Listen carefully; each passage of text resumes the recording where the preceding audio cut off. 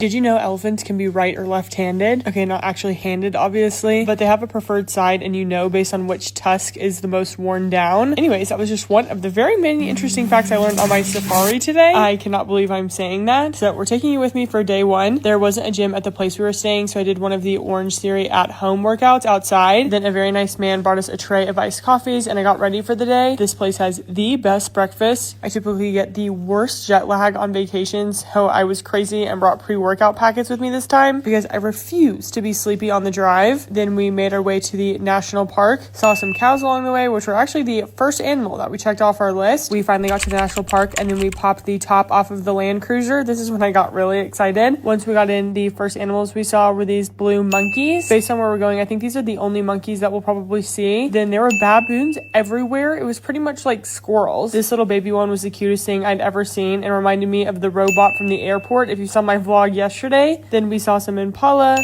and then seeing elephants in real life I think forever changed my life. They're so cute and surprisingly so unfazed by all of the jeeps. We actually saw quite a few babies, which the driver said were probably about 10 days old. I mean, look at how cute he is. And then, like I said, totally unfazed by the car, just casually walking across the street. Then we saw a little pack of zebras. It's funny because I kind of thought that all of the movies / Animal Kingdom would be like a total exaggeration, but that's actually exactly what it felt like. I accidentally used up all of the storage in the SD card that we had. We didn't find one, but of course I shiny squirreled and looked around and found a bunch of things that I wanted. I did get the pink coasters because I knew I couldn't live without them, but I didn't get the napkin rings, which I feel like I'll regret for the rest of my life. But we're going on a tiny plane in like 2 days, and the weight requirement is 33 pounds or less, so I'm trying not to push it yet. When we got to the hotel, we were greeted with these fresh juices, which were so incredibly good. They gave us beads and they did a little show, and then this is the MTV Welcome to My Crib Day 2. This place is also so cool. This is also a cottage setup similar to the last one, but my dad and then my sister and I aren't connected, so we have this whole place to ourselves. So let us know if we should throw a house party. Girls Gone Wild. The bathroom is my favorite part because it has cool art, but the coolest part is there's an outdoor shower. It's connected to the main shower, but it's not in view of anyone or anything, so if you want, you can take a free willy shower outside in nature. Haven't done it yet, but think I might, just to check it off my bucket list. I mean, how cool is that? This is the view from the porch outside. Then we got our stuff situated, and they had a little show outside before dinner. There were these 3 guys who did like all of this crazy acrobatic stuff. Also, mind you, the show went on for like an hour and a half. I don't know how they weren't so exhausted. Also, they were doing it all barefoot on flat ground, and you could hear their feet every time they slammed on the ground. Ate some dinner and then came back to a little turn down service and fell asleep with my phone in my hands.